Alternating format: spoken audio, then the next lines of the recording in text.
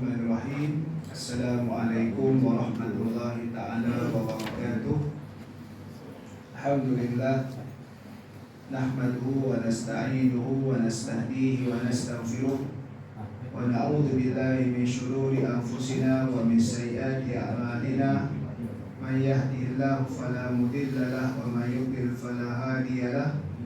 Asyhadu an la ilaha illallah wahdahu la syarika lah wa asyhadu anna sayyidana Muhammadan abduhu wa rasuluh. Allahumma salli wa sallim wa barik ala sayyidil mursalin imamil muttaqin wa ala alihi wa ashabihi ajma'in wa tabi'in wa tabi'in tabi'in wa man istanna bi sunnatihi ila yaumiddin, amma ba'du. Rabbi shrah li sadri wa yassir li amri wahlul 'uqdatam min lisani yafqahu qawli. Alhamdulillah, lama dan selamanya kita merafakkan setinggi-tinggi kesyukuran kita ke hadrat Ilahi kerana Allah Ta'ala masih lagi memberikan nikmat iman dan Islam, dan Alhamdulillah kita dah masuk awal 10 yang awal bulan Zulhijjah. Sebagaimana yang kita dengar dan diberikan video-video dan sebagainya, 10 awal Zulhijjah ini merupakan hari yang besar dan banyak kelebihan dia, serta terdapat banyak hadis Nabi SAW yang menyuruh untuk kita melipat gandakan amalan-amalan dalam awal 10 Zulhijjah ini. Di samping adanya hari Arafah nanti pada 9 Zulhijjah, hari yang besar dalam Islam, serta 10 Zulhijjah nanti itu Aidul Adha, hari raya bagi umat Islam. Jadi sementara kita tunggu raya tu, jangan kita biarkan berlalunya 10 hari yang awal ini begitu saja, tapi kita perhebatkan lagi amalan-amalan. Baik, InsyaAllah kita sambung lagi berkenaan dengan kitab Nasihat Agama dan Wasiat Iman oleh Habib Abdullah Al-Haddad. Mana kita masuk berkenaan dengan buku surat seterusnya, 32 wajib bijaksana dalam menyeru kepada yang benar. Jadi dalam kita berdakwah ni pun kita kena ada kebijaksanaan. Bahkan salah satu sifat wajib bagi seorang Rasul adalah Al-Fatanah. Fatanah ni bijaksana. Nak katanya dalam kita buat kerja Islam ni, semangat tu penting, tapi semangat sahaja melulu dia mesti dipimpin oleh kebijaksanaan. Sebab kalau tidak, dia akan memberikan implikasi yang sebaliknya yang lebih besar, dia punya kerosakannya. Sebagai itu dalam berdakwah sekalipun, dalam kita menyuruh kepada yang benar sekalipun, kebijaksanaan itu sangat-sangat penting. Kerana mungkin berbeza dari sudut mad'u tadi. Tak boleh sama mad'u yang kanak-kanak dengan mad'u yang dewasa. Tak boleh sama mad'u yang lebih kurang sama umur dengan orang yang lebih tua jauh daripada kita. Tak boleh sama mad'u ayah kita sendiri dengan orang lain. Kadang-kadang nanti kaedah ataupun uslub yang tak berapa tepat, dia boleh memberikan kesan yang sebaliknya. Sebagai itu Nabi SAW tunjuk pada awal-awal dakwah secara terang-terangan, Nabi kumpul ahli kaum kerabat Nabi atas bukit. Nabi tak terus suruh sembahlah Allah yang Maha Esa, tapi Nabi lontarkan satu persoalan sebagai eksperimen. Kalau aku kabarkan di belakang bukit kita ni ada segerombolan tentera yang sedang menuju ke tempat kita nak serang kita, kamu percaya tak? Nabi mula-mula buat uji dulu. Dia kata kamu percaya? Dan percaya. Dan barulah Nabi tanya. Jadi di situ sebenarnya kaedah dah menguji dari sudut kepercayaan orang yang kita nak sampaikan tadi itu. Itu salah satu juga Nabi buat. Jadi di situ sebenarnya apa kebijaksanaan? Kerana apa? Kerana Nabi tahu dan mungkin kalangan yang tua-tua dari sudut contoh Abu Lahab itu susah, tapi Nabi nak tackle yang lain daripada itu. Maka Nabi nak tengok berapa ramai yang mengucapkan kami percaya walaupun kamu kata apa sekalipun. Dan jelas bila walaupun mendapat tentangan daripada Abu Lahab. Abu Lahab saja yang secara kasar, yang lain tak menunjukkan. Sebab dia telah menyatakan, kami percaya. Tiba-tiba Nabi bagi satu penyataan yang lain, mereka kan, maka di situ sebenarnya buat kebijaksanaan Nabi SAW tersebut. Sifat lemah lembut, belas kasihan dengan menjauhi kekasaran dan kekerasan adalah jalan utama untuk menarik orang ramai kepada jalan yang benar dan patuh kepada perintah Allah Subhanahu wa taala. Kan? Kadang-kadang akhlak tadi itu kita terlupa. Kan? Teladan yang baik tadi itu kita terlupa. Kita nak lebih, nak cepat segera nak paksa orang, menjadikan kita ni kasar ataupun kita ni tak sabar. Sedangkan Islam tadi itu tersebar dengan sifat yang peribadi yang mulia daripada pendakwah-pendakwah tersebut. Kan? Walaupun tengok di Mekah sekalipun, walaupun dalam keadaan umat Islam ditekan, umat Islam ada yang diseksa, tapi kesabaran dan terus mengamalkan sifat yang mulia, maka orang terus memeluk Islam. Sehinggalah orang musyrikin Mekah, mereka ni tak boleh tahan dah. Dan kalau dengan sekadar mereka sekat Nabi, orang tak bertambah mengikuti Nabi, mereka dah okey. Tapi walaupun demikian, orang tetap akan tengok Nabi buat dan terus ikut apa yang Nabi buat, menyebabkan mereka ni duduk tak senang. Duduk tak senang walaupun mereka menguasai Mekah ketika itu. Sehinggalah sampai saat yang terakhir sebelum Nabi diperintahkan oleh Allah berhijrah, mereka berbincang dan ada lelaki yang dalam riwayat Sirah Ibn Hisham daripada syaitan memberikan cadangan supaya bunuh sahaja Muhammad. Dalam keadaan mereka nak cari teknikal macam mana kalau bunuh Nabi Muhammad ni, kaum Bani Abdul Muttalib dengan kaum Bani Hashim ni dia tak boleh nak tuntut ataupun tuntut dendam, tuntut darah. Sebab di Mekah ni Asabiah kabilah sama kabilah ni kuat. Maka perbincangan kata sepakat bagaimana pilih setiap daripada kabilah yang ada ni seorang pemuda. Jadi takkanlah Bani Hashim dengan Bani Abdul Muttalib ni nak lawan semua. Kan? Kalau demikian mestilah Bani Hashim dan Bani Abdul Muttalib ni mereka akan serang dia sebab semua kabilah terlibat. Kan? Ini pun antara cadangan yang dimasukkan oleh Abu Jahal. Abu Jahal ni dari sudut gelaran dia kerana dia menentang Islam. Tapi orang musyrikin kat Mekah panggil dia Abul Hakam, bapa kepada kebijaksanaan, bapa bijak. Bapa bijak, kita bapa jahil. Sebab apa? Kebijaksanaan tadi tu lawan balik Islam, kan? Jadi nak katanya tadi, walaupun tak berkuasa, tapi Islam tetap subur dengan akhlak yang ada pada diri pengadu Islam itu. Diri pengadu Islam itu. Sebagaimanalah pada zaman Tatar menguasai wilayah Islam. Tak berlaku dalam sejarah pihak yang menguasai memeluk agama orang yang dikuasai. Kan? Biasanya daripada penguasa itu yang memberi kesan kepada mereka yang dikuasai.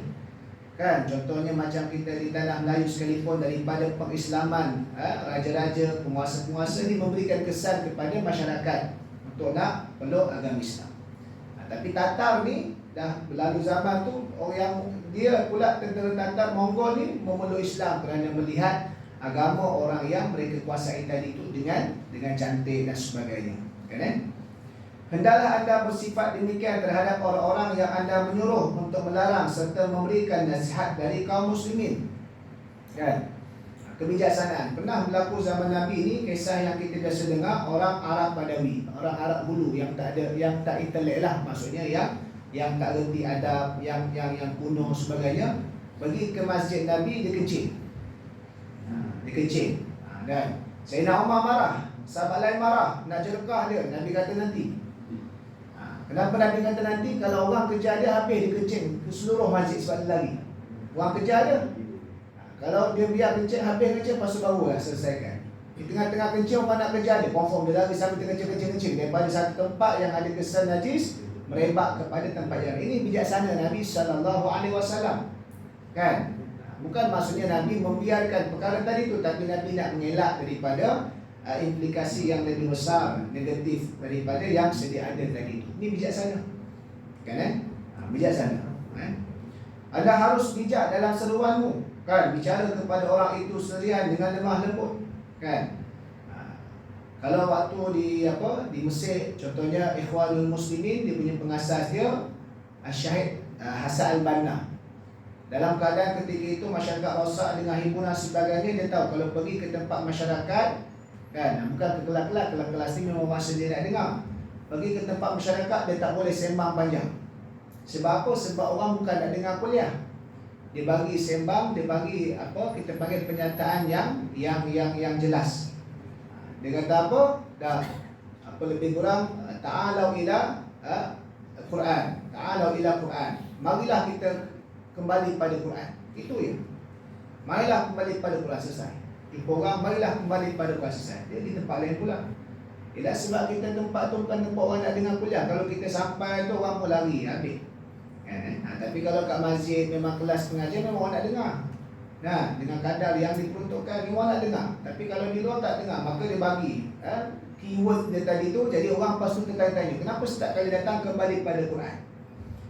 Maka ada yang sebahagian daripada orang yang bisa dengar tu, dia apabila macam tu, dia pun bila datang Hasan Al-Banna, dia pun tanya, ada apa pada Quran? Maka barulah ceritakan ada apa pada Quran. Sebab orang tadi tu dah mula datang pada dia, kan, dia boleh cerita panjang sikit. Begitulah.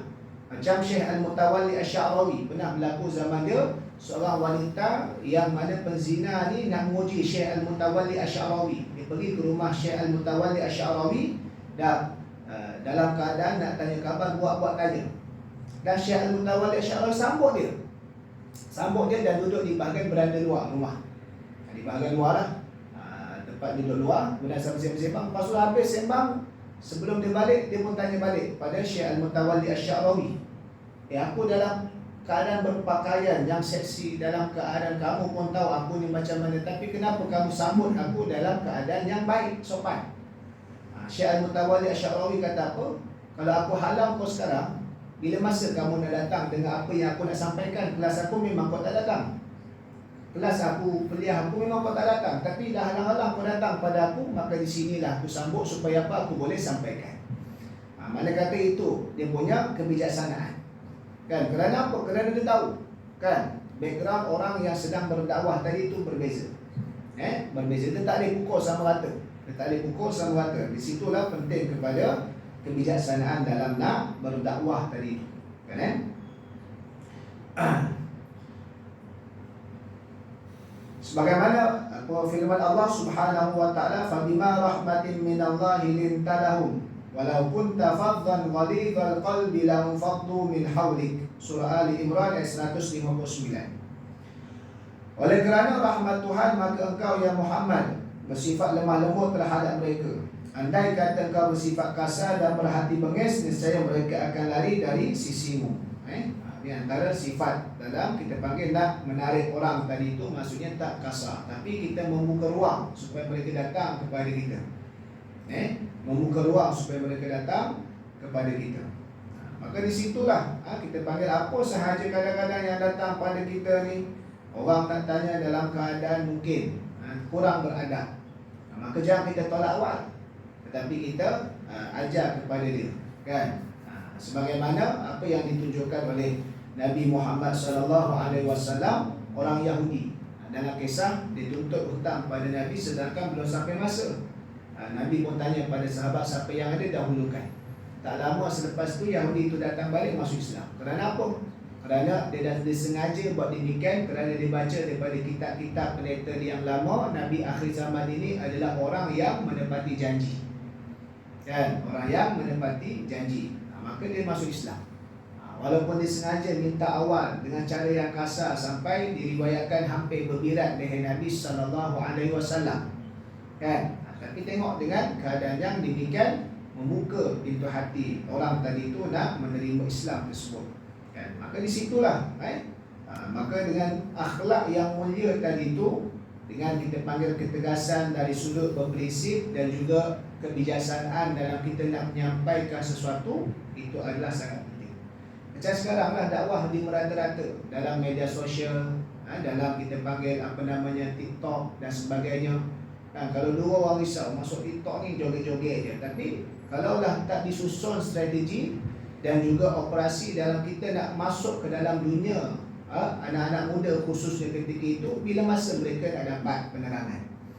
Tapi dengan syarat tadi itulah, pendakwah tadi itu mesti ada prinsip dia. Jangan pula ada gadai dakwah dia, gadai agama dia atas alasan nak menarik mad'u. Matlamat tak menghalalkan cara. Dan Nabi tak pernah gadaikan prinsip Nabi. Nabi berhadapan dengan Yahudi, Nabi berhadapan dengan orang musyrikin, Nabi berhadapan dengan orang Ansar dalam nak cari bantuan sekalipun. Kan? Ketika mana Nabi buat deal, nak cari siapa yang boleh nak sahut Nabi SAW untuk nak buat rundingan Bai'atul Aqabah yang pertama dan kedua. Kan banyak pihak, ada yang tolak, ada yang setuju tapi tak berani kerana takut berhadapan dengan kawasan jajahan Farsi dan sebagainya. Nabi tak ada prinsip, kan? Tetapi Nabi cari siapa yang boleh. Kemudian Nabi dari sudut teknikal dia, Nabi pun secara bijaksana dalam nak mengajar, kan? Macam kita lah, kalau budak-budak tak boleh sama dengan orang yang dah remaja, yang dah boleh fikir. Kita kena cara lain sikit. Mungkin nak ajar budak-budak ni, okey, siapa yang buat ni dapat hadiah, kan? Kan ada yang tempat, saya pernah dulu buat satu program tu, ada satu surau Jumaat tu dipajang. Tapi mungkin surau Majlis pun ada juga, bergantung pada kreativiti masing-masing lah. Waktu tu cuti sekolah akhir tahun ni, zaman sebelum Covid pun cerita lah ni. Dia kata okey, siapa yang ni semayang subuh berjemaah 40 hari berturut-turut, kena daftar lu ambil orang. Budak-budak ni dia adalah kriteria dia, kan. Setiap kali selepas subuh, selepas salam, zikir, doa tu, kena jumpa imam tu cop. Kan imam tugas tu cop. Cukup 40 hari datang, dapat hadiah basikal. Tak kena main tuan-tuan. Dah. Kita kata nanti budak tak ikhlas. Memang tahap budak dia kena kita panggil didik macam itu. Ada dia punya motivasi dia, kan? Bukan maksud tak ikhlas, dia jadi dorongan, rangsangan. Dan macam kita lah, bila dah besar sikit, kita melihat pada pahala, kan? Kita melihat pada ganjaran, kan? Bila dah lama sikit, dah tarbiyah kuat sikit, redha Allah, kan? Sebab dia yakin Allah Ta'ala ni maha pemurah dan takkan zalim dan takkan memungkiri janji. Tapi budak-budak tadi tu, kan, dari sudut dah okey, siapa ni dah, kalau dah nanti puasa, okey, puasa dapat RM1 sehari. Zaman kita tu RM1 sehari, dan sekarang tak tahu RM5 kalau dah, contoh kan. Puasa separuh hari, tak apa separuh hari, kan? Berapa hari puasa? 10 hari. Sebab apa? 20 hari tu semua separuh. Separuh dia tambah jadi 10 hari, padahal tak kira pun. Tapi nak bagi rangsangan kepada budak-budak ni, kan? Jadi dia pun kira, sonok, kan? Jadi berbeza lah. Jadi di situ sebenarnya teknikal tadi tu, kan? Teknikal tadi dalam keadaan yang kita pakai situasi yang berbeza. Yang penting capai maksud, iaitulah mengajak kepada Islam, mengajak kepada, kita panggil, kita buat ibadah kepada Allah, tinggalkan perkara-perkara yang ditegah, kan? Dia punya paksi dia yang asasnya adalah mengesakan Allah Subhanahu Wa Taala dan mengabdikan diri kepadanya, kan? Maka di situlah, kan, kadang-kadang kita perlu bantuan pada orang lain. Contoh dalam keluarga kita ni mungkin muda, kita nak tegur orang lebih tua, kadang-kadang dia cepat sentak. So bagaimana? Kita cuba cari orang yang tua yang bersetuju dengan kita. Biar orang tua yang bersetuju dengan kita tu cakap dengan orang tua yang tak setuju dengan kita tu. Jadi sesama umur ni dia lain sikit. Dia lain sikit. Dia mungkin akan boleh dengar dan boleh fikir. Kalau yang berbeza umur ni, kadang-kadang nanti kata, kau siapa? Aku makan garam dulu, kan? Dia kata, sebab tu dia kencing, manis, darah tinggi semua. Sebab semua dia dulu makan garam dulu, makan gula dulu, kan? Jadi itu ada kaedah ni. Macam selalu kalau dalam rumah tangga yang orang ajar, isteri nak tegur suami macam mana? Dia ada cara dia, kan? Sebab suami ni, laki ni kadang-kadang ada ego lebih sikit. Dia sound direct macam tu, dia tercabar, kan? Contoh, maka dia kena dengan pujuk rayu sebagainya, kan? Bagi makan apa, usah sebagainya, lepas tu cerita sikit, dia rupanya nak sampai point kita. Contoh, kan? Contoh. Jadi tu di antaranya. Contoh, orang-orang tadi tu orang yang kita panggil ada kedudukan dalam masyarakat, kan? Maksudnya dia ada somebody. Kadang-kadang kita tak boleh tegur direct pada dia, jatuhkan maruah dia, kan? Kadang-kadang dia tak sampai maksud, nanti jadi dendam. Kita kena jumpa dia secara personal. Contoh, imam. Pernah dibuat, ada satu tempat dulu imam ni, kan, Dia baca tu dia punya Bismillahirrahmanirrahim. Dia macam nak macam ke domah sikit. Kadang-kadang kan, sebab hi tu nipis, ra tu tebal. Bismillahirrahmanirrahim. Dia Bismillahirrahmanirrahim. Hirrah. Dia Bismillahirrahmanirrahim. Dia macam tu, bunyi-bunyi sikit. Dia bukan nak baca baris depan. Kalau memang baca baris depan sungguh dengan niat batal, sebab mengubah baris. Jadi ketika itu ada bunyi macam yang kita panggil bunyi sumbing sikit sebab ke arah itu. Kan? Itu maksudnya dalam tahap makhraj. Dalam perbahasan ni tahap makhraj. Dia tidaklah batal semayang sebab dia bukan sengaja tukar, tapi dia tak sempurna makhrajnya. Dia panggil lahan yang sahir, kesilapan yang sedikit. Tapi tak sempurna lah. Dia yang batal tu kesilapan yang besar. Memang jelas an'amtu alaihim. Tu jelas dia tukar. Itu kalau macam tu batal. Kalau sengaja pula dosa. Jadi ketika itu dia tak sebut lah. Dia panggil dulu imam tu masuk bilik, sembang-sembang imam apa sebagainya kan. Okay, imam, baru imam baca ni, cuba try imam baca sikit. Ataupun dia sebut dia, imam cuba dengar saya baca, okey tak? Bismillahirrahmanirrahim. Okey tak imam? Hi tu. Imam tak tahu. Dia macam tu. Dia tak ada, orang tak tahu. Sekitar orang dalam tadi tu sesama mereka saja. Aku baru tak perasan pula kan. Kadang-kadang kata Bismillahirrahmanirrahim. Kan nampak macam ada nak bunyi sikit kan. Sebab apa? Dia tak mengasingkan. Sebab kan makhraj ni dia kena satu persatu. Satu persatu. Kan. Sebab bunyi dia pok pok pok pok. Kan itu antara pembacaan makhraj yang sempurna lah. Kan biasanya kalau ini orang tak banyak tengok sebab orang banyak tengok lagu je. Orang kita banyak tengok lagu. Tapi kalau orang yang tekun dalam bab makhraj ni, dia tak tengok lagu dulu, dia tengok pembacaan qari tadi tu yang dia punya huruf tu bunyi sebutir-sebutir. Alif lam mim. Kalau kita alif lam tak ada fa. Ini makhraj. Kan? Sebagainya lah. Dari situ mungkin dia somebody dia imam.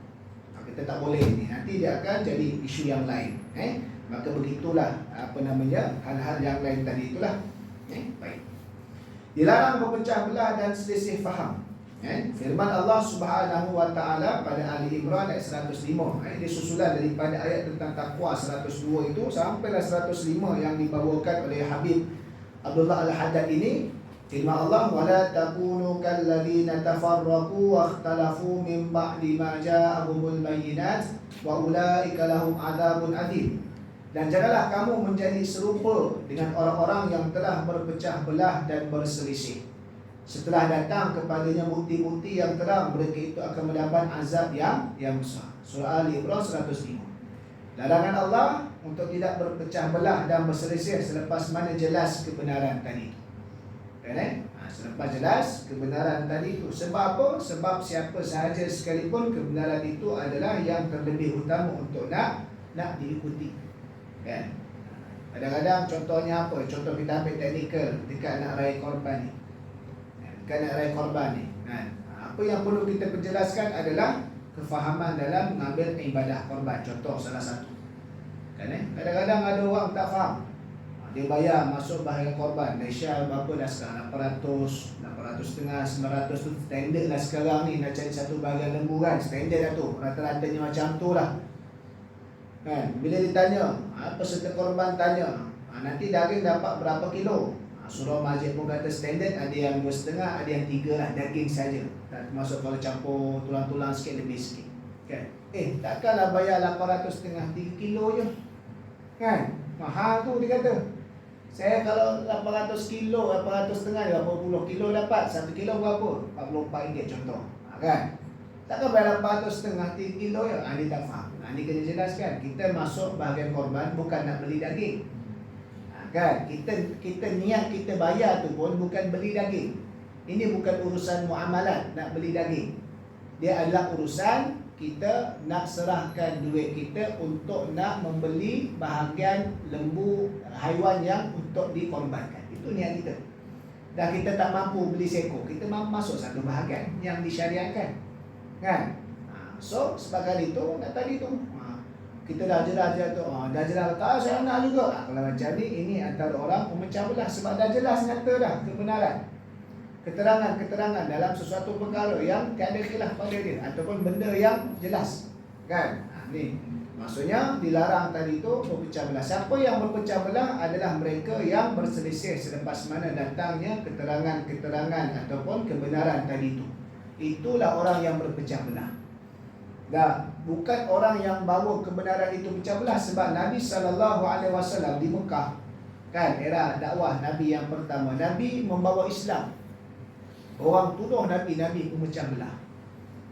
Sedang elok-elok dalam agama nenek moyang, ada sembahan-sembahan pula, tiba-tiba Nabi ajak kepada Tuhan yang satu. Jadi orang pun dah mula tinggalkan agama yang lama, kepercayaan yang lama, ikut Nabi. Adakah Nabi dikira pecah belah? Tidak. Dikira pecah belah adalah orang yang meninggalkan kebenaran. Walaupun orang yang kita panggil yang dalam keadaan silap ataupun yang kalau yang kufur lah, itu lebih lama berada di tempat tersebut. Kan? Bukan dikira Nabi pecah belah. Sebab Nabi lah pecah belah. Sebab orang semua dah okey ikut tradisi nenek moyang, tiba-tiba Nabi ajak buat tradisi yang ini, pemecah belah. Bukan. Pemecah belah dilihat adalah sebagaimana disebutkan larangan tadi itu, mimba dimaja ahumul bayyinat. Dah datang kebenaran masih lagi tak terima, maka itulah pemecah belah. Bukan orang yang bawa datang, mungkin contoh tempat tadi itu tak dapat sesuatu tentang syariat Islam. Tak tahu tentang pemakaian yang patuh syariah, yang tutup aurat secara sempurna. Datang kita pula, kita ajak main-main patuh syariah, pakai pakaian sempurna apa sebagainya. Ini pemecah belah, dia kata. Elok-elok kami pakai macam ni, nak suruh pakai gaya lain pula. Kan? Pemecah belah bukan orang yang suruh tutup aurat tadi itu. Pemecah belah adalah orang yang terus degil untuk nak meninggalkan kebenaran setelah mana datang kebenaran kepada mereka. Kan? Jangan kita salah faham.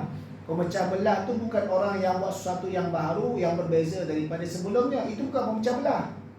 Kan? Pemecah belah adalah mereka yang meninggalkan kebenaran setelah mana jelas datang kebenaran, keterangan-keterangan kepada mereka.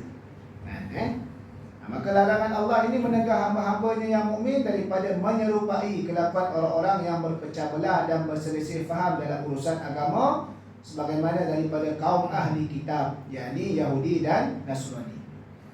Selalu kita sebutkan, tuan-tuan pun dengar dekat bazar ahli kitab, ahli kitab. Kenapa Yahudi dan Nasrani itu dinamakan ahli kitab?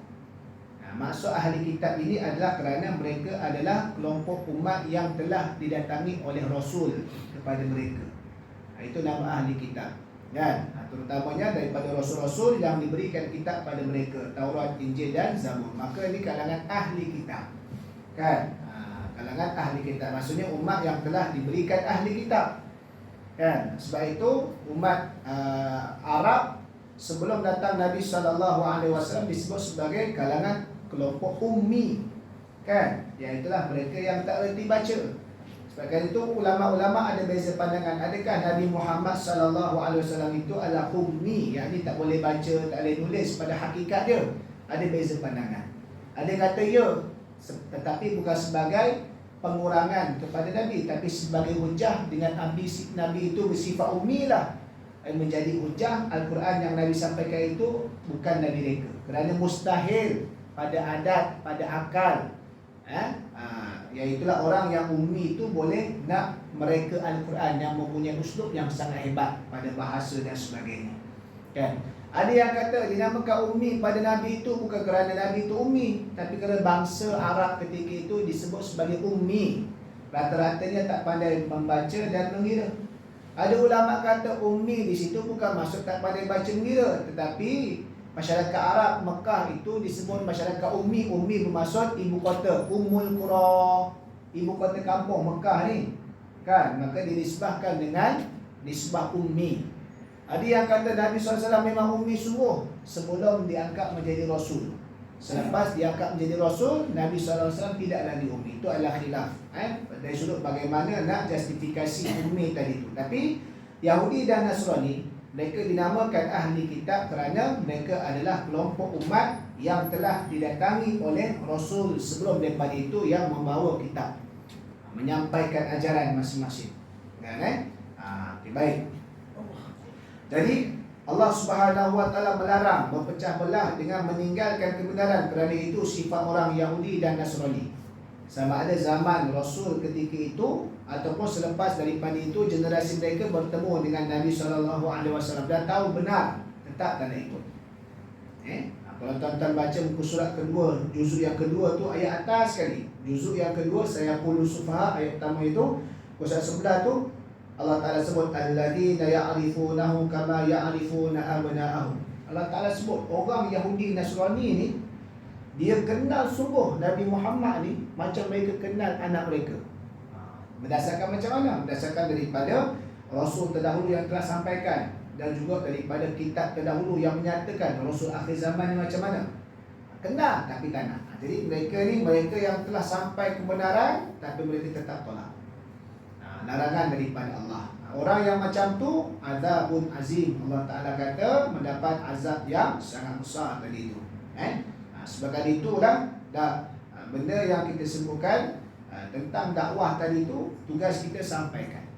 Sampaikan, mengajak kepada mereka kenal apa yang diserukan di dalam Islam tadi itu. Kemudian orang yang tak nak terima dakwah itu diberikan amaran oleh Allah, jangan kamu berpecah belah. Kerana apa? Telah sampai kepada kamu kebenaran tapi kamu tolak tadi itu. Itu adalah yang melakukan pecah belah tadi itulah. Siapakah puak yang terselamat? Sebagaimana para ahli kitab dahulu telah berpecah belah dan berselisih faham dalam urusan agama, maka umat ini, yakni umat Nabi SAW juga berpecah belah dan berselisih faham. Umat Nabi juga ada yang berpecah belah dan berselisih faham. Sebagaimana yang dinyatakan oleh Nabi SAW, iftaraqatil yahudu ala 71 firqah. Berpecah umat Yahudi itu kepada 71 kumpulan. Waftaraqatin nasara ala 72 firqah. Orang Nasrani pula pecah kepada 72.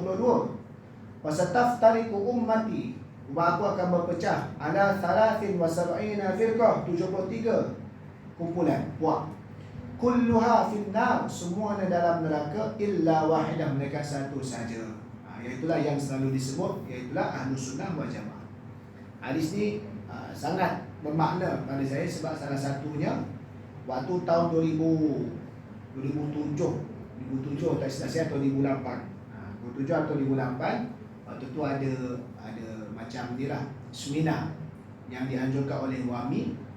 Jadi punya pengisi-pengisi ni ulama-ulama Al-Azhar dan ulama-ulama saleh lah. Waktu tu almarhum Syekh Dr. Ahmad Al-Musayyab. Musayyab dia bagi tentang perpecahan umat. Dan dia baca dah hadis, syarah sebagainya.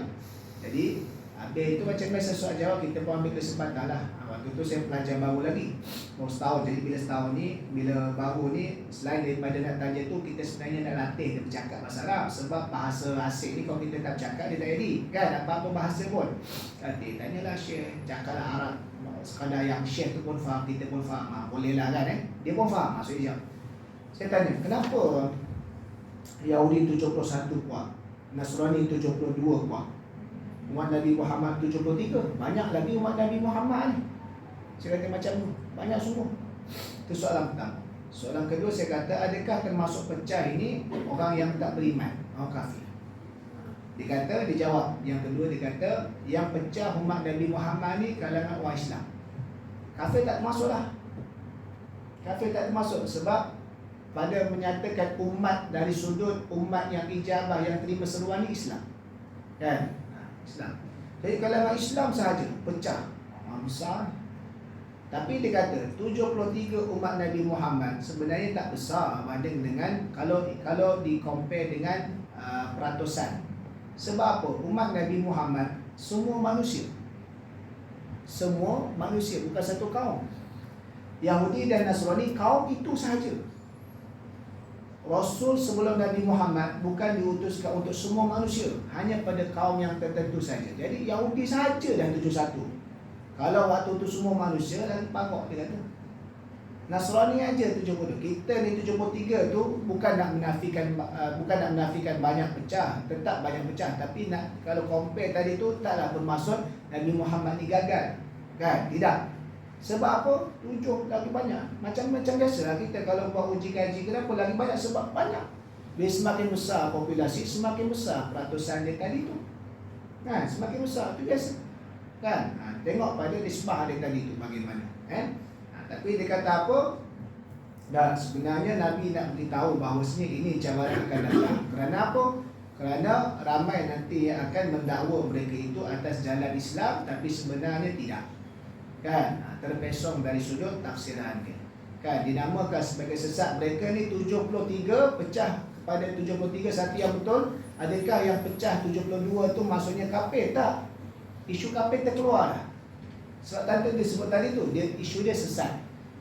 Sebagaimana Murji'ah, Mu'tazilah, Qadariyah, Jabariyah dihukumkan sesat dahulu. Kerana apa? Salah tafsir dalam perkara-perkara melibatkan dasar Islam. Kan? Bukan mereka tolak Quran, mereka juga terima Quran, tapi mereka tafsir cara yang salah. Mereka juga terima hadis, mereka tafsir cara yang salah. Sebagai itu Syekh Dr. Almarhum Syekh Dr. Ahmad Musayyab dia kata apa? Yang kafir tak termasuk dalam ni, sebab kafir ni tolak habis dah Quran. Tolak Quran, tolak hadis, tak terima dah beriman pada Allah, esa ke Allah, tak. Ini isu dia tentang isu dasar dalam perkara-perkara agama. Cuma tafsiran tadi tu. Contoh macam Qadariyah. Kan? Qadariyah dia kata apa? Kalau kita ingat balik perbahasan awal-awal sekolah kan. Qadariyah kata apa? Kita berkuasa mutlak, Allah Ta'ala tak boleh campur tangan. Allah tak campur tangan langsung. Kita tentu segala-galanya. Kan? Kalau Jabariyah kata Allah Ta'ala yang segala-gala campur tangan, kita tak ada kuasa langsung. Apa yang berlaku tu Allah Ta'ala dah tentu dah. Kan? Kalau Murji'ah, apa yang kita buat ni, selagi mana hati kita beriman, okeylah, tak ada hukuman di dunia, kita bincang ke akhirat. Tak payah bincang lah hukuman kat dunia ni, semua baik je. Beriman tak? Mencuri, ketika mencuri tu rasa beriman tak? Saya beriman, okey tak apalah, bincang akhirat lah. Itu Murji'ah. Kan? Murji'ah, asal hati baik okey lah. Apa yang dia buat tu salah ke pada agama syariat, dia tak kisah. Itu nanti. Jangan kita hukum kat dunia. Kita bukan penghukum. Kadang-kadang orang salah guna tu. Orang tu dah salah, kita tegur dia, kita bukan penghukum. Betul, maksud penghukum tadi tu maksudnya kita tak bagi ruang dalam dakwah. Tapi jangan jadi macam Murji'ah. Kalau dah jelas salah, mesti benda tu salah, nyatakan salah. Itu bahaya. Kan? Mu'tazilah, lain pula. Mu'tazilah antara dia punya kriteria doktrin dia adalah di akhirat kelak ada satu kelompok manusia ni, dia tak masuk syurga, tak masuk neraka. Dia tergantung-gantung. Dia tergantung-gantung. Iaitulah orang Islam yang buat dosa besar. Dia tak masuk syurga pun tidak. Sebab apa dia ada dosa besar? Masuk neraka pun tidak. Sebab apa? Sebab dia Islam. Ini antara doktrin yang popular dalam yang ada banyak. Jadi di situ. Sama juga kumpulan-kumpulan yang lain. Semua tu dalam bahas tentang qadar dan sebagainya. Jadi adakah kalau soalan, adakah 72 tadi itu masuk dalam neraka disebut sebagai kafir? Tak. Belum lagi dari sudut asasnya kafir, dinamakan sesat saja. Sesat saja. Sebab dia melibatkan dari sudut pecah umat Islam yang mengaku Allah dan Rasul, tapi dari sudut dasar tadi itu berbeza. Beza pada dasar. Pada dasar tadi itu adalah perkara-perkara yang melibatkan dasar-dasar dalam agama tadi itulah. Tapi masih lagi mereka mengakui Allah itu Tuhan yang Esa, dan Nabi SAW itu adalah utusan Allah yang terakhir, penutup bagi segala rasul. Dia tak ada isu, dia tak beriman dengan Allah, tidak. Dia tak ada isu Allah ni 2, 3, 4, tidak. Tak sama. Cuma perkara-perkara pokok dalam agama ni mereka salah tafsir. Kan? Dari sudut manhaj perbahasannya tertolak, kita tak boleh terima. Kita tak boleh terima tadi itulah. Contohnya macam melihat wajah Allah, kan? Di akhirat Ahlus Sunnah wal Jamaah kata akan lihat wajah Allah bagi mereka yang diizin oleh Allah berdasarkan ayat Quran, wujuhu yauma idin nadirah ila rabbiha nadirah sebagainya. Mu'tazilah kata tak boleh tengok, kan? Contohnya lagi tentang al-jannah, masuk jannah dalam Quran tadi tu oleh Nabi Adam. Nabi Adam duduk dalam syurga, ada pokok. Dan tiba-tiba keluar. Mu'tazilah kata syurga yang dalam Quran Nabi Adam itu bukanlah syurga sungguh, syurga kat bumi, tapi tempat cantik. Sebab dihujahkan, dia kata apa, nanti kalau kita dah habis akhirat, kita masuk syurga, tiba-tiba pokok tu ada, kita pergi makan balik, tak campak ke mana, bumi dah hancur dah. Memang tak ada pokok tu dalam syurga, dia kata. Hujah. Ini boleh baca lah dalam Tafsir Munir, Dr. Abdul Ghani pun ada sebut. Kan? Dia beza pada perkara pokok, pada perkara dasar. Kan? Jadi di situlah. Samalah juga macam dari sudut kita kata kullu man 'alaiha fan, setiap makhluk ni di dunia ni akan hancur. Apa-apa saja makhluk akan hancur. Mu'tazilah kata syurga neraka pun akan hancur. Sampai masa semua dah masuk syurga, semua dah dapat nikmat, semua yang kafir dah dapat hukuman, Allah Taala hancurkan sebab tak ada yang kekal. Selagi mana nama makhluk dia akan hancur. Kan? Yang bukan makhluk ni hanya Allah. Kita kata memang syurga neraka tu makhluk, tetapi dia dikekalkan dengan izin Allah. Kerana apa? Dalam Quran ada sebut khalidina fiha abada, selama-lamanya. Dia makhluk terdedah pada fana hancur, tapi Allah mengekalkannya. Kerana ada firman Allah abada. Kan? Dia bukan kekal dengan zat dia. Beza dengan Allah, kekal dengan sifat wajib bagi dia, zat dia itu. Itu pun bahasan panjang lah. Dia dah kata daripada 73 tadi tu, satu sahaja yang selamat, yang masuk ke dalam syurga Allah, iaitulah yang selalu kita sebut, yang dinamakan sebagai kumpulan Ahlus Sunnah wal Jamaah. Nanti kita akan masuk lagi tentang akidah-akidah, tentang perkara-perkara dasar yang dinyatakan, ya. Wallahu a'lam. Sekadar itu saja. Apa yang baik itu datang daripada Allah, yang silap kurang datang daripada kelemahan diri sendiri. Aku qauli hadza wa astaghfirullahal azim li wa lakum. Wassalamualaikum warahmatullahi taala wabarakatuh.